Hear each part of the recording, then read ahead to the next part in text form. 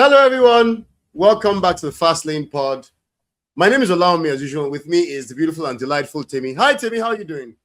Hi, everyone. I'm good. How are you?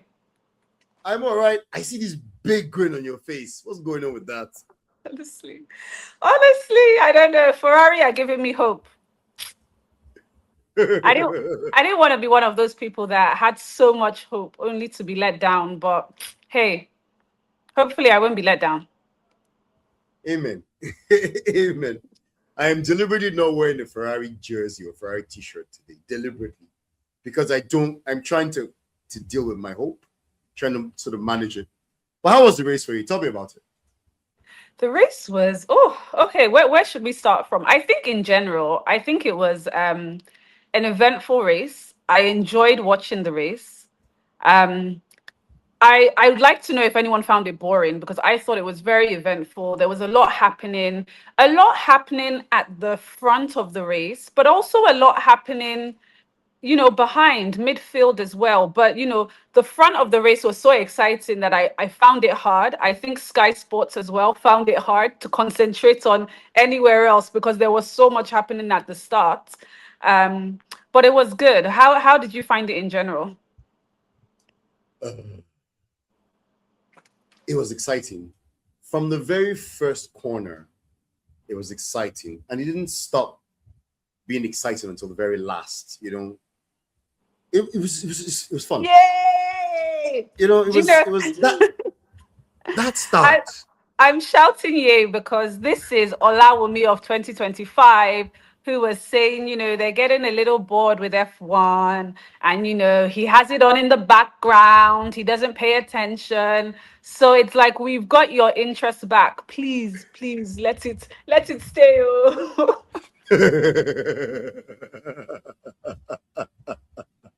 I kid you not. It was refreshing.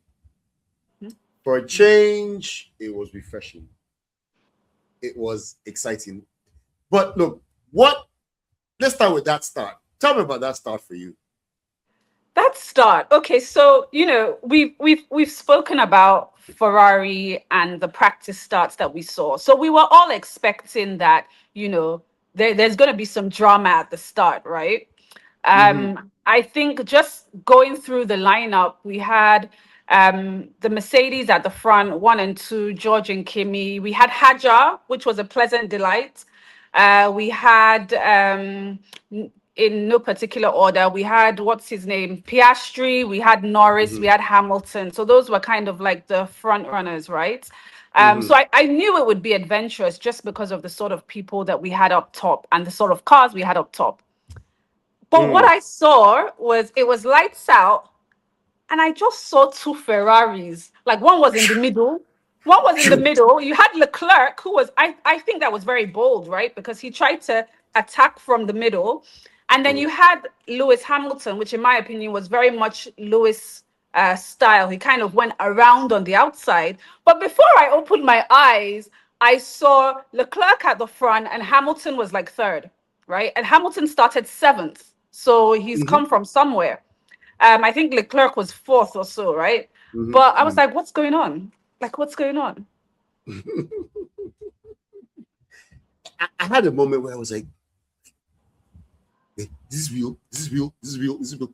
I mean, we were expecting this, right, from the practice starts, Mhm, from testing. But it's one thing to expect. mhm. It's something else to actually see what you're expecting manifest in physical. Do I sound very crisp and all of a sudden? You do. It's okay. It's okay. I'm feeling it. It was just like, yeah, go Lewis, go Lewis. And Shaw was in front. I'm like, there's a Ferrari in front. On merit. Mhm. You know? Yeah. Can And then there we was can we all the dicing. can we even take a step back? Yeah. Oscar Piastri. What happened to Oscar Piastri? You know what I'm going to say, right? You know what I'm going to say. It's two words that I always say. Two words. Village people. No, I get that because this is Oscar Piastri's home race. Everyone is saying that Oscar, this is your year. In the practice runs, he wasn't too bad, right? He was like, I think Hmm. he was top three in one or two of them. So he was okay, right? Hmm. But he didn't make it to the starting line. Like, this is a big deal. Like, he did not make it to the starting line. He legit crashed. It wasn't like an engine failure or something. Like, he spun and crashed. Rookie error. It was If a you rookie remember, error. remember last season. Last season was it Hajar that didn't make it past the first corner? You know, But that and no, brings he me. didn't. That was even in the that was even in the warm up lap, right? The sighting lap. Yes, yes. So I was like, Mr. Piastri. So is there something with Australia? I hope it's not like an Australian curse because there's already this Australian curse. However, that didn't manifest this year. Apparently, everyone that wins the Australian GP, Mm-hmm. the next year, apparently Mm-hmm. they do really badly. But I don't think that was true this year. But that's But because let's Oscar didn't win the Australian GP last year. It was Lando exactly that he won that. It was Lando. exactly it was Lando, and I mean Lando didn't do too badly. But in previous years, I think. Yeah. But anyway, just speaking on Hajar, right? Because last year, as you said, Hajar crashed before the start. Mm-hmm. And this year, he had was it an engine failure? He had some form of mechanical issue. And, Mm. he was hoping for a podium. He started third. He could have, Yeah. and his car was looking okay, right? So Mm-hmm. what happened? I thought so. It was the new issues. Vale. It was a new. So it was a new technical issues. I think technical rules. And in this case, unless there's evidence that says he messed something up, it looks more like the car just didn't run. And we had a few of those issues. We had a few of those issues yesterday. So, I mean, I was also pleasantly surprised that the number of guys that actually finished the race, because we'd heard that prior to the race, we heard that something like half of cars were not going to finish. Mm. The Aston Martins were not going to finish because they were going to vibrate their drivers' brains to death. So we heard that about it. I found that funny, right? Because I thought that they would drive Mhm. and then, do a couple of laps and then say, okay, we can't do anymore and then retire the car. But it Mm. seems, and there's all these memes like, oh, they went to take a nap and then they came back to the race because you had, what's his name, Lance Stroll, that finished like, was it like 9 laps behind the rest of the race? So he kind of like drove a bit, had a break, came back and continued driving, and then the race was over. I'm not really sure when he ended his race, but it was like, yeah, what's going on? I guess they needed data, right? So they tried to drive as much as possible. But who else didn't finish the race? I think we had the what do you call the Cadillac drivers. Mm. Actually, hold on. Did they finish? Let's just go through this again now. I know Bortoleto. No, Bortoleto. I think Bortoleto finished, right? I had a list, but it's on my phone. So DNFs, Mm-hmm. Valtteri Bottas didn't finish. Yeah. Hajar obviously didn't finish. Piastri obviously didn't finish. And Nico Hulkenberg. Okay. Not bad. Mm. In fact, Piastri and Hulkenberg did not start. What happened to Hulkenberg? I don't remember that. I still don't know what it was. I think he just stopped, right? I It wasn't a still crash. don't. No, it wasn't a crash. He never started the race. Didn't start the race. He didn't start the race. No, it didn't. I'll find out what happened now. That's a shame for Hulkenberg. But I mean, some good news. Arvid Lindblad. The star of the race for me. He was the star of the race as well. Well, Mm. I mean, I find that hard. It's hard because I think there were a number of good drivers, but this is a rookie. His first race on the track. He's officially the youngest British driver to race in an F1 race. and he came eighth. He scored points. That's Yep. amazing.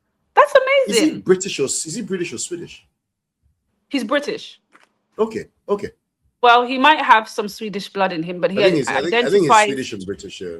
Yeah, he Okay. identifies as a British race driver. Um, Interesting.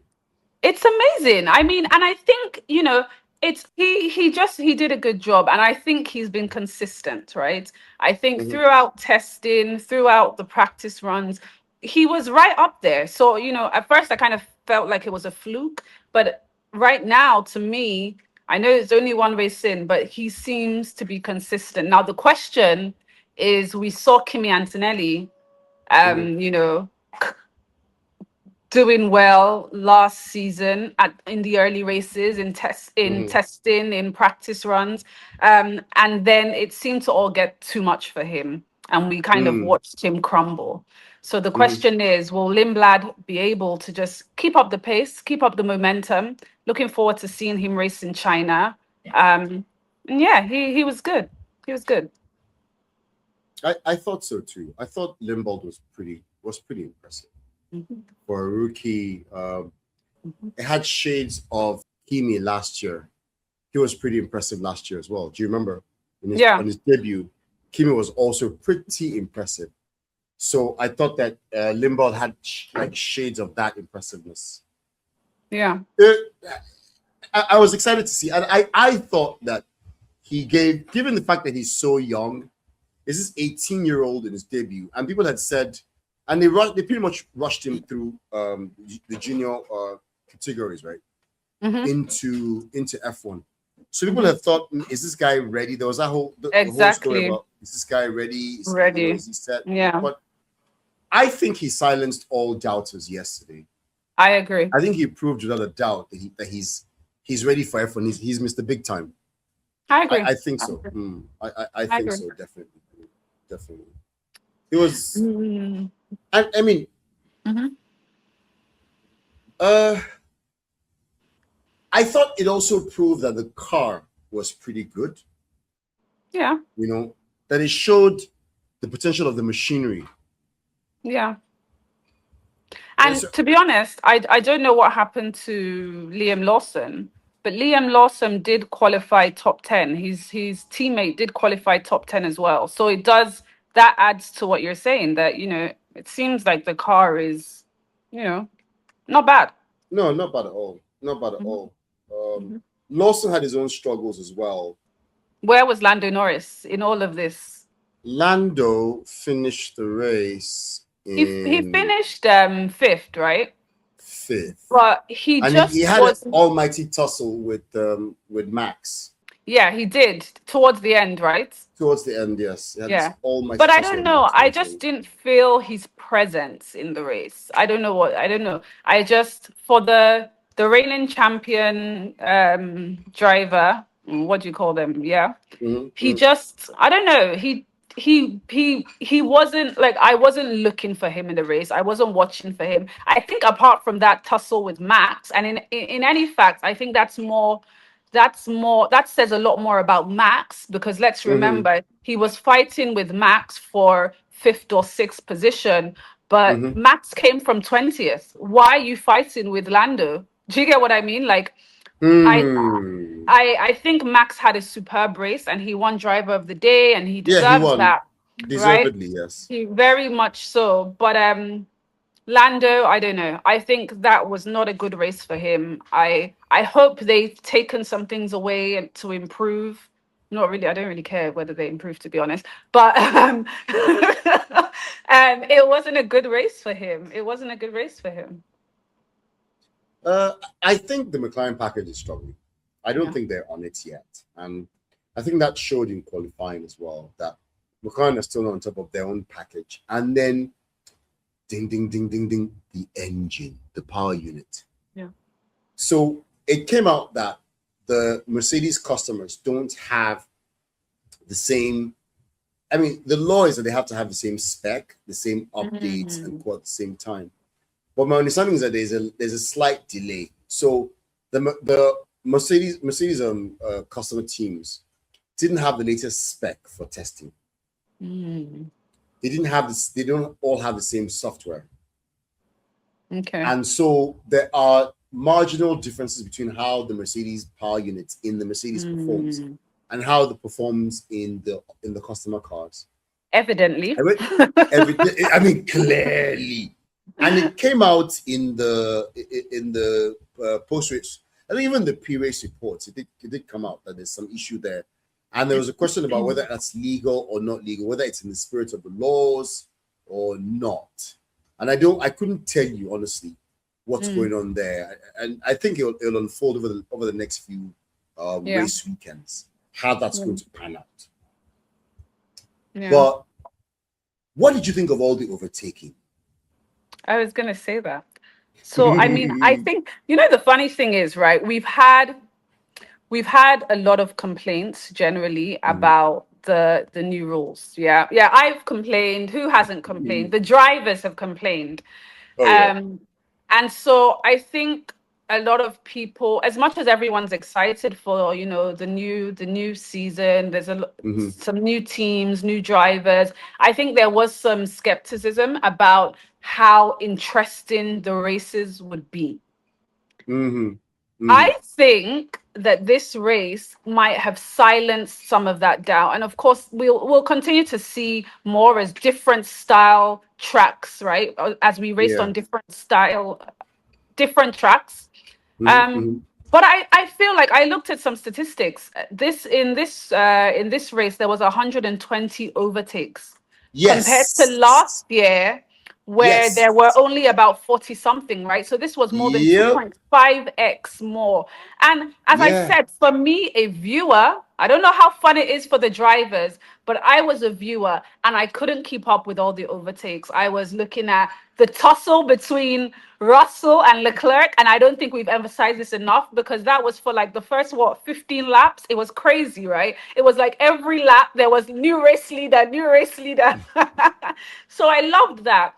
But throughout the race, there was a lot of overtaking. At one point, we saw Hamilton in first. We saw, there was a lot going on in the race, and I think for me, that's down to the new regulations. So far, I mean, I'm not too mad. I'm not mad either. Although I think the passing is a bit artificial because you're passing because it comes down to battery strategy, right? If I'm going to use up my battery reserve to overtake this person, then I'm powerless to when this person then comes back at me because now I've depleted my battery and this person is the same theirs. So the next passing opportunity, he's going to go right past again. And so the strategy then has to become, as the season goes along, you have to be able to pass strategic. You have to be more strategic in making sure that you can pass and the person behind you can't pass you back. Yep. And that will be, as the season goes along, these are things that we're going to uncover. Yeah. As the season goes along. But from where we are, it seemed like a really good, strong place to start. New rules. I don't know what I was expecting, but this was interesting. It was nice. And to see Ferrari struggle. And oh yes, talking Ferrari, that pit stop strategy. So, can I just say that at first as well, my instinct was, oh my God, you guys have started again. Your strategy isn't great. Communication is bad. That initially were my thoughts. But I think it was a tough one because I can sort of understand why Ferrari did what they did. The truth about it is that if they did stop when they did, I'm not sure that the outcome would have been any better. I don't think. So they kind of cut their losses and said, okay, let's try this. It might not work, but maybe, there's a chance that it could work. And for me, that's what they did. And it didn't work. But, I can't say it's a bad strategy because even if they did stop when they under the safety car, I don't think things would have worked out any differently. So I think they weighed their options and decided to, make one decision over the other. I mean, that is a fair take. And the risk of stacking cars to get two into the pits at the same time. I see your point, and you know what? They are stuck in a catch-22, which is if they had stopped both cars and it had gone against them, would have said, "Why didn't you hedge your bets? Why didn't you stop one car and leave the other car out?" Which is And maybe what they should have done, right? Maybe that's what they should have done. isn't That's that the what they did safe. in the end? No, as in pit one car under the virtual, Safety car. under the safety car and leave the other one out. I guess they're damned if they do and damned if they don't. Either way. Yeah. Yeah. I guess they're damned, but I'm just very fearful of Ferrari's strategy goals. And maybe this is now confirmation bias. Maybe this is now a case where, because I'm so convinced that they're rubbish, that regardless of what they do, I'm going to think that they're rubbish. Maybe that's where we are. And maybe they can't win for losing with me and with fans like myself. Maybe that's where we are. You know what? I think last year, last couple of seasons, Ferrari have not had a great car. They've not had drivers also be comfortable in the car. I think that this year, so far, it seems like they've done a good job and they have given the drivers and the team and us fans a good car. That's the starting point, right? I think one thing that we did see, and hopefully it continues, is that the Ferrari car is competitive. It was competitive with Mercedes, right? There was a struggle. It wasn't like Mercedes, before they established their dominance at the top, there was a struggle. We would say it's competitive. Now, I think what we need to see is that they have their strategy on lock. And I think it's unfair for us to judge just based on this one call, right? I think we will see how good they are with their strategy over the next couple of races. I think we should at least give them that. But one thing that I am happy about is that the drivers seem happy. Like Lewis was like smiling. Do you get what I mean? And he came fourth and he was smiling. I think there was a lot of talk last season about let's wait to see how Lewis Hamilton feels in the car this season. And I think so far he seems really positive. It was a good weekend for him generally, right? We saw him consistently outpace his teammates. He's fast in the car and he seems comfortable in the car. And I would say the same about Leclerc as well. Do you get what I mean? So I think once you have two happy drivers, I think that can substantially change the outcome of the race potentially. And so I feel like let's see how things go in China, and after that, and hopefully they will sort out their strategy. But I just don't feel like we should. Let's give them the benefit of the doubt, please. What do you guys think? What do you guys think? Tell us. Are we back to square one with Ferrari and their strategy, or are you optimistic like I am and just pray for the best like Olawunmi? I also feel like the track. I mean, look, the track always plays a role in the outcome of a race, and I thought this track didn't give. I mean, Ferrari's primary advantage is that small turbo, which allows them to move fast off the line. So in a sprint, in a drag race, Ferrari is peerless. No one can keep up with the Ferrari in a drag race. So I thought when you go to a circuit that has more very slow corners and opportunities for the cars to drag race to the next corner, I think you're going to see Ferrari's advantage, where they open up such a gap that I think they're lower on top speed, so they start very fast, and then their retardation is more rapid than the other teams. Yeah. But if you have a circuit where you're able to create enough gap, build enough of a gap at the beginning of the straight, then by the time the other guy is catching you toward the end, if a straight isn't long enough, then you have your advantage, right? It's only in very long straights that you think, okay, towards the end, the guy at the back will have a speed advantage. But at the beginning of a straight, where the smaller turbo is able to spool up faster, you can see Ferrari leaving the line faster and being able to hold that advantage. So imagine Ferrari qualifying on the front row. Imagine Ferrari qualifying first, second, or third. Yeah. Okay, and they're able to open up a sizable gap by the end of the first corner. Yeah. And then, it bodes for a very promising race. Something else I also saw was it didn't feel like Mercedes' advantage was insurmountable, Hmm. which had been my fear. It seemed like, yes, they were faster, but it didn't seem like by the kind of margin that we're all afraid of. You know, I heard, and I can't remember where I read this, something about the drivers or, the Mercedes team joking about how they didn't actually, they didn't put in their all in that race. Basically, they can go much faster.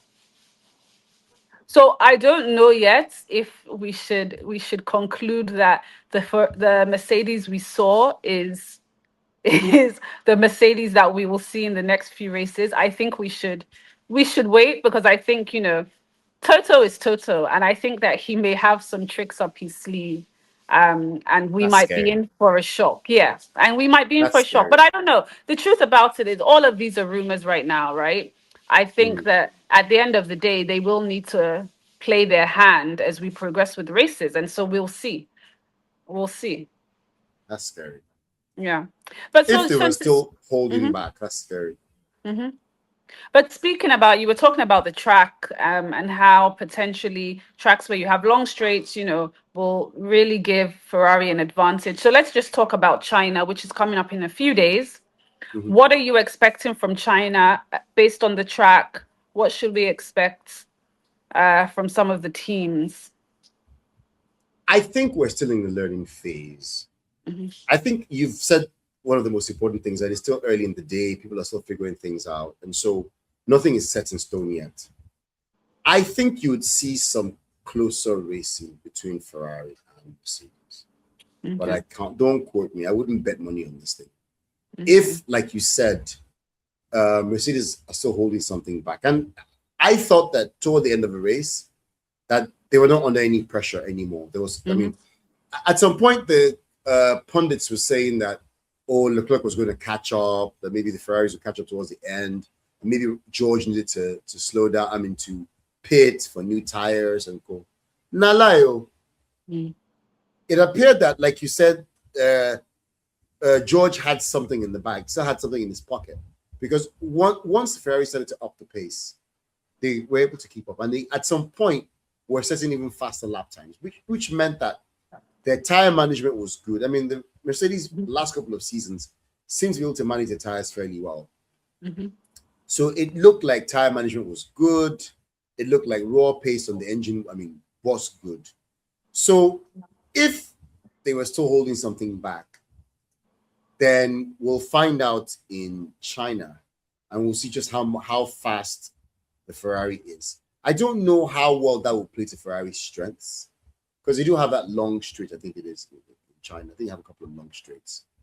In which case, Ferrari will start hard and then the Mercedes or somebody might overtake them.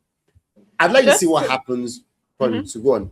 No, I was just going to say, just to add to that point about you were saying the pundits were saying at one point Charles was going to catch up, blah, blah, blah. I think two drivers, though, that we did see towards the end of the race, or two drivers that I focused on, that Mm, were towards the end of the race that, were actually doing fastest laps and picking up pace were Max Verstappen and Lewis Hamilton, yeah, who, if yeah. you gave Lewis Hamilton two more laps, he would have easily closed the gap to Leclerc. Leclerc would have been in trouble. And Max Verstappen as well, if you gave him a couple of more laps. So I say that because, especially with Max Verstappen, who, Mm, had an unfortunate incident and started 20th.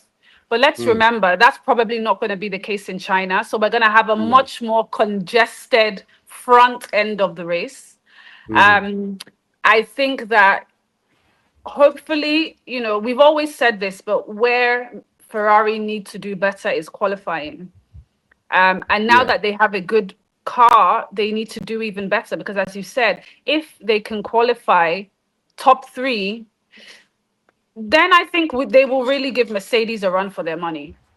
And I think they have that opportunity in China, especially, Lewis won the last sprint in China hmm hmm last year. So we know he's comfortable. Um, they've got a fast car. So I'm really excited about this sprint. I think that we will see a lot more about the cars during this sprint because it's pure pace, right? It's Mm. less strategy and pure pace. So I think we will see where the cars really stand because it's hard to sandbag in a sprint race, right? When it's just all about your pace. So even if Yeah, and Mercedes are holding something back, maybe we'll see it. We'll see it in China. I think I agree with you. I also think that Haja showed us what is possible with Red Bull because he qualified in third, didn't he? Yeah, Before he had third. those issues with the car. Yeah. So it starts to tell me that if that car is such a weapon in the hands of Haja, and Max came from the back of the grid to finish fifth, Yeah. then, and that was not his fault. I think he said something about he stepped on the brakes and the car just spun around. So that's probably some electrical issue with the power unit. If he didn't have that issue and he qualified, even if he qualified in third, I mean, it's different when you're coming from the back, you know. But I feel like Max on the first two rows might have, I mean, tussled with the Mercedes for the race win, and he might even have won that race. We haven't seen the potential of the Red Bull yet. We haven't seen it. We've only seen some of it in the hands of Hajar, but we know that Max is a different animal entirely in terms of extracting the maximum from the package. And I think that when come China time, come qualifying time in China, that you're going to see a much more confident. I mean, Red Bull will go away and figure out what went wrong and figure out steps to mitigate whatever the issue was. And so you should see a stronger, I mean, you will see stronger teams generally, I hope. Yeah. So stronger Red Bull, a stronger Ferrari, Yeah. Yeah. and What do you what hopefully a less dominant Mercedes. Okay. Not sure if I agree. I mean, but yeah, I get what you mean. I get what you mean. Competition is good. So what do you guys think? What are your expectations for China? Please let us know. What do you think? Will Mercedes continue with their 1-2? Will China, will the track be less advantageous to them? And what do you think of some of the midfielders? We saw the Haas that was in points. We saw Bortoleto with the Audi in points.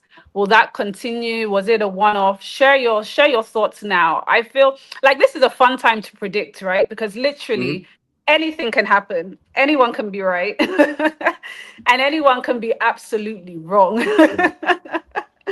So let us know what you think, and I'm excited. I'm excited about next week, first sprint race of the season. So it will be telling. It will be telling. It will be. It will be. I'm looking forward to it. I'm looking forward to it. What is your prediction for China? My prediction is that we will have, and I'll just give a general prediction, but I think that we will have the for the truth about it is I think it will be similar to Australia in the sense that we will have the Ferraris and the Mercedes competing for the top spots. I think in the practice sessions we will see Max and we might see one of the McLarens somewhere in the mix. But I think that when it comes down to racing, I think we're going to see it very much the what do you call it? Very much Mercedes and Ferrari up front. And that's barring anyone having any big crash or any issue, right? But I think that's what we'll see.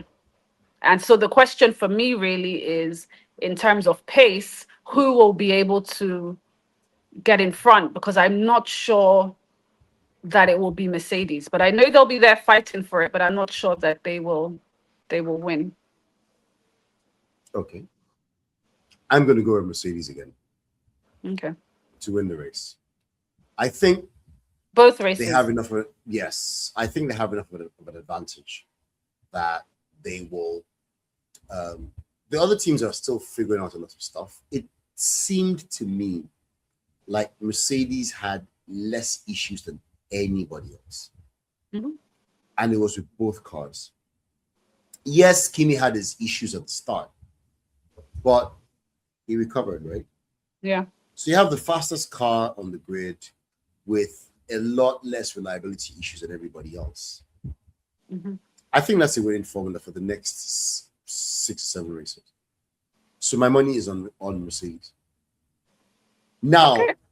something I had said in our season preview, I had said that I think that Kimi might be a dark horse this season, you know, and I stand by that.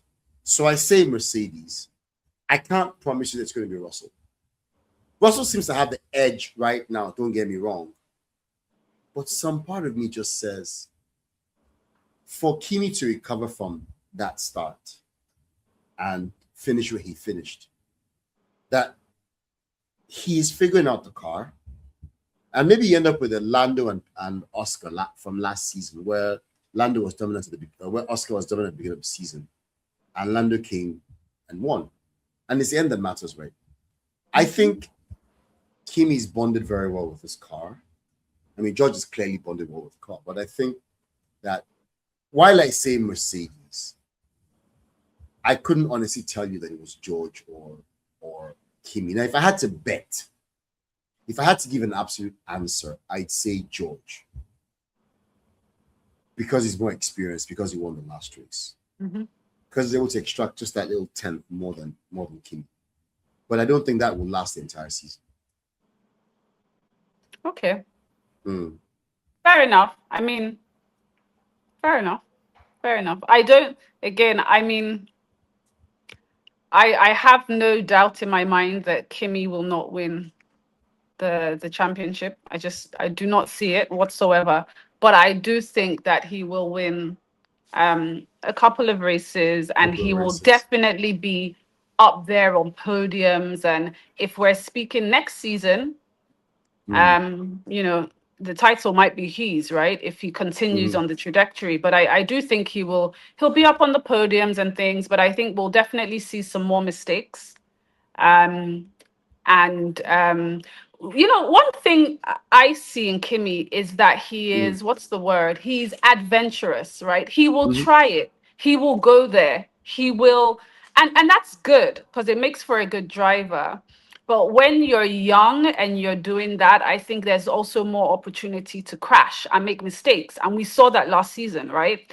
And so I think if he drives safe, you know, he won't win the championship. He probably has more of a likelihood to win driving the way he likes to drive, which is more, you know, taking risks. But then that comes with mistakes.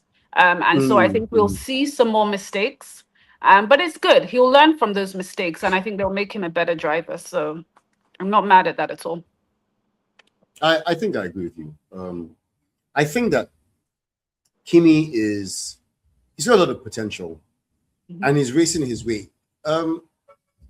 I go back to Lewis's second season in F1.